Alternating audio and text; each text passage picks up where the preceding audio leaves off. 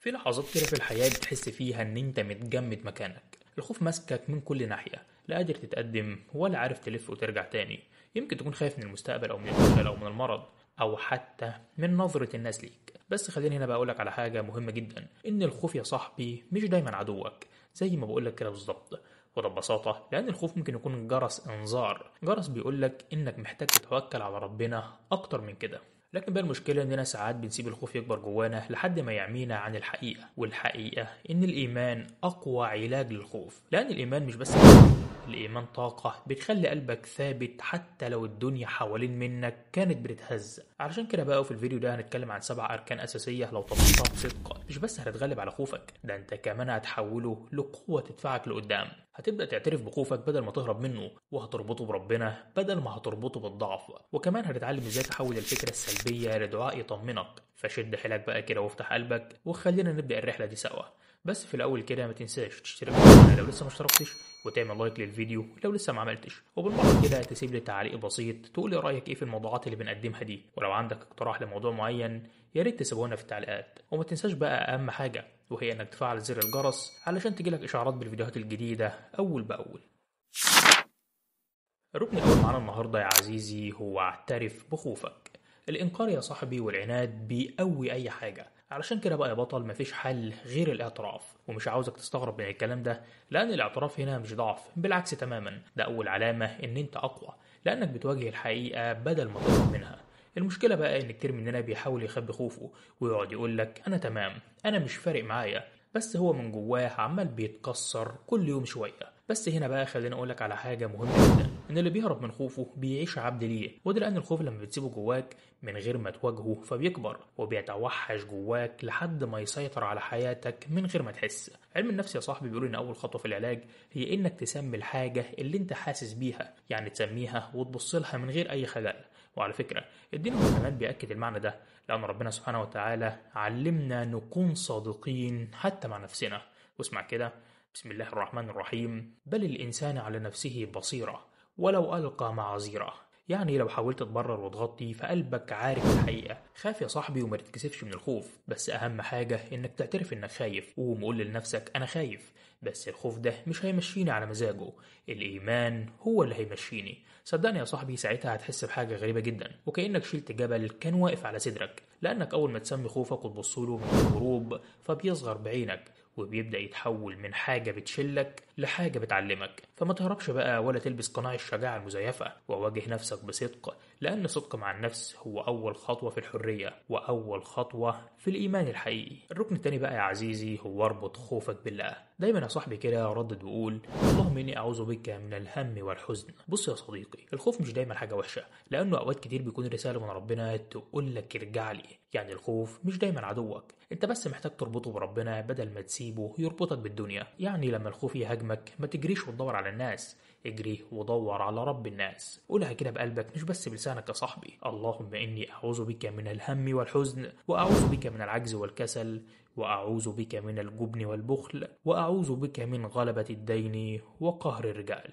الدعاء ده يا صاحبي مش مجرد كلمات، ده علاج نفسي وروحي مع بعض. النبي عليه الصلاة والسلام علمنا الدعاء ده لأنه بيخاطب أعمق أنواع الخوف، خوف المستقبل والخوف من الفشل والخوف من الفقدان والخوف من مواجهة الناس. أما أنت بقى يا صاحبي لما تقول أعوذ بك فأنت هنا بتسلم زمام قلبك للي خلقك بالظبط كده، كأنك بتقول له يا رب أنا مش هسيب خوفي يبلعني، أنا جاي استخبى في رحمتك. الجميل بقى في الموضوع ده ان انت اول ما تعمل كده بتحس بحاجة غريبة جدا. الخوف صحيح ما بيروحش فجأة، لكنه بيتحول لهدوء وسكينة وثقة ان اللي ماسك امرك مش هيسيبك. اللي بيربط خوفه بربنا يا صاحبي عمره ما بيضيع، وده لان الخوف لما بيتحط في حضن الايمان بيتحول لطاقة تقربك من الله مش تبعدك عنه. الركن الثالث بقى يا صاحبي هو استبدال الفكرة السلبية بدعاء او بآية.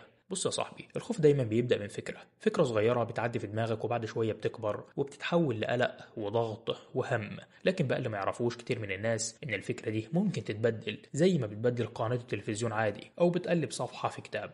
والكلام ده يا صاحبي ببساطة انت ممكن تعمله عادي جدا. يعني كل ما يجي في بالك خوف او وسوسة ما تسيبهاش تجرك، وبدلها فورا بدعاء او بآية. وده لان الدعاء او الآية مش مجرد كلمات، دول مفاتيح لتغيير التردد عقلك. يعني لما الفكرة تقولك أنا خايف أفشل، رد عليها وقول كل لن يصيبنا إلا ما كتب الله لنا، هو مولانا وعلى الله فليتوكل المؤمنون. ولما تحس إن أنت متضايق ومخنوق قول اللهم اجعل في قلبي نورا وفي سمعي نورا وفي بصري نورا. الدعاء ده يا صاحبي بينور القلب فعلا وبيطرد الضلمة اللي بيعملها الخوف جواك. وهنا بقى يا عزيزي عاوز أحذرك، الفكرة السلبية دي لو سكت عليها بتكبر وبتسيطر عليك، لكن لما تقطعها بقى بدعاء أو بآية فأنت كده بتفصل عنها التيار اللي بيغذيها، وساعتها بقى بدل ما الخوف يتحكم فيك هتبقى أنت اللي بتتحكم فيه. وده بالظبط معنى قول الله سبحانه وتعالى ألا بذكر الله تطمئن القلوب. الآية دي يا صاحبي مش شعار ولا حاجة، دي قانون إلهي. فمن النهاردة بقى كل ما الخوف يهمس جواك اقطع عليه الطريق بآية أو بدعاء، وخلي قلبك يتبرمج على النور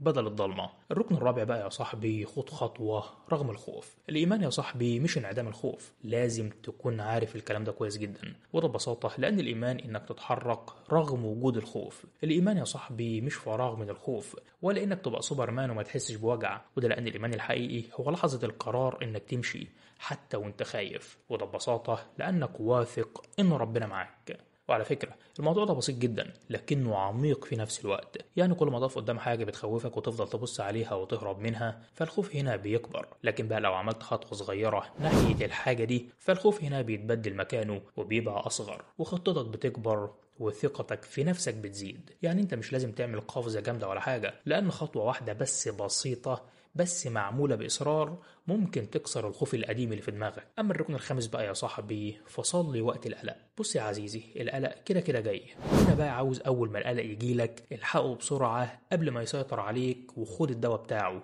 ومفيش دواء أهم وأسرع وأعمق من الصلاة. وده مش بس لأنها عبادة لكن كمان لأنها علاج نفسي وكيميائي وروحي في وقت واحد. المهم بقى ان انت لما تقوم تتوضى وتصلي فالمية اللي بتلمس وشك وايدك مش بتنظف جسمك بس، دي كمان بتبعت اشارات لدماغك بالهدوء، بتنشط العصب المسؤول عن الاسترخاء وبيبدأ جسمك يفرز هرمونات الطمأنينة بدل هرمونات الخوف. اما بقى انت لما تكبر وتقول الله اكبر فانت هنا بتعلن لنفسك ان اللي خوفك مش اكبر من ربك ولا حاجة. لازم تعرف يا صاحبي ان الصلاة هي اعظم ذكر لله، لأن فيها كل أنواع الذكر، فيها الدعاء والقرآن والخضوع والسكينة. وعلى فكرة أنت ممكن تجرب الكلام ده، يعني أول ما يجيلك القلق بالليل بدل ما تمسك الموبايل وتدور على الحل قوم اتوضى كده وصلي لك ركعتين، اتكلم مع ربنا يا صاحبي كأنك بتحكي له اللي جواك وقول يا رب أنا مش قادر، أنا قلبي قلقان بس أنا واثق فيك. الغريب بقى ان انت بعد الصلاة دي مش بس بتحس براحة نفسية، لان جسمك حرفيا بيهدأ ومعدل ضربات قلبك بينتظم والدماغ بيفرز مادة السيروتونين اللي العلماء بيسموها هرمون السعادة الهادية. فالصلاة هنا بقى يا صاحبي مش مجرد فريضة، دي صيانة لقلبك، وكل مرة تصلي وانت قلقان فربنا بيطبطب على روحك قبل ما يغير حالك. فلو القلق بقى زاد عليك ما تجريش وتلهي نفسك، اجري يا صاحبي على سجادتك لانها المكان الوحيد اللي هتطلع منه أهدى وأقوى. الركن السادس بقى يا عزيزي هو اكتب مخاوفك وواجهها واحدة واحدة. عارف يا صاحبي إيه هي أكتر حاجة بتخلي الخوف مسيطر عليك؟ الإجابة ببساطة إنه يفضل ساكن في دماغك ومش بيتحرك، يبقى مجرد أفكار بتلف وتدور من غير شكل ومن غير صوت ومن غير مناقشة. لكن الجميل بقى في الموضوع إن أنت أول ما تمسك ورقة وقلم وتكتب إيه اللي مخليك قلقان فالخوف هنا فجأة بيبقى مفهوم وتقدر تحط له مسمى وكمان تصغره وتتحكم فيه. وجرب كده تكتب بصراحة أنا خايف من الفشل، خايف الناس تحكم عليا، خايف أبدأ وأفشل. صدقني يا صاحبي بمجرد ما تكتب الكلام ده هتكتشف إن جزء كبير جدا من الخوف كان في الغموض مش في الحقيقة. وده بقى أول درس من دروس الإيمان، سمي الشيء باسمه علشان تعرف تواجهه. النبي عليه الصلاة والسلام كان دايما بيعلمنا نعبر عن اللي في النفس، وكان بيدعي اللهم إني أعوذ بك من الهم والحزن، يعني بيعترف بالمشاعر قبل ما يطلب النجاة منها. وهنا بقى يا صاحبي بعد ما تكتب اختار خوف واحد بس وابدأ واجهه بخطوة صغيرة. يعني انت مش لازم تغير الخوف ده كله في يوم واحد، لكن كل يوم خد خطوة خطوة. وصدقني يا صاحبي الخوف اللي انت كنت شايفه جبل قدامك هيتفتت ويبقى قدامك مجرد أحجار صغيرة. وهنا بقى يا صاحبي عاوزك لما تكتب الخوف ده ما تشوفش نفسك ضعيف، شوف نفسك شجاع لأنك بتواجه الحقيقة. وهنا بقى لازم تعرف ان ربنا ما بيحبش اللي بيهرب من خوفه، لأنه بيحب اللي بيقول يا رب أنا ضعيف بس مش هسيب خوفي يتحكم فيا. الكتابة هنا يا صاحبي مش مجرد تمرين نفسي بس، دي عبادة صادقة مع النفس لأنك بتكشف عن ايه اللي في قلبك.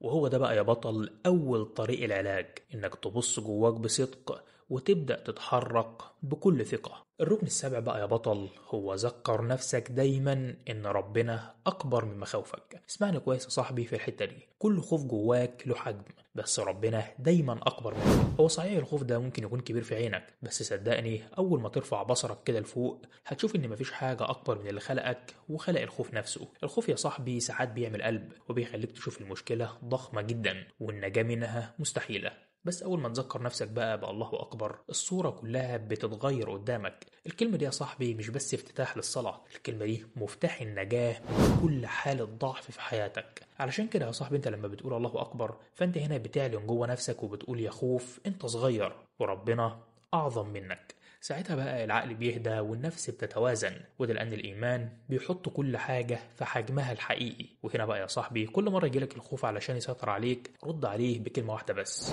الله أكبر. قولها يا صاحبي بقلبك قبل لسانك وحسها في نفسك وخليها تطرد الفكرة السوداء اللي بتحاول تسكن دماغك. وصدقني يا عزيزي اللي بيعيش على معنى الله أكبر عمره ما بيقع فريسة للخوف، لأنه كل ما يفتكر عظمة ربنا الخوف بيدوب بالظبط كده زي الضلمة لما يطلع عليها نور الصبح. أما أنت بقى لو وصلت لحد هنا فأكيد الفيديو عجبك، فما تنساش بقى تشترك في القناة لو لسه مشتركتش، وتعمل لايك للفيديو لو لسه ما عملتش، وبالمرة كده تسيب لي تعليق تقول لي رأيك إيه في الموضوعات اللي بنقدمها دي، وحابب نتكلم عن إيه في الحلقة اللي جاية إن شاء الله.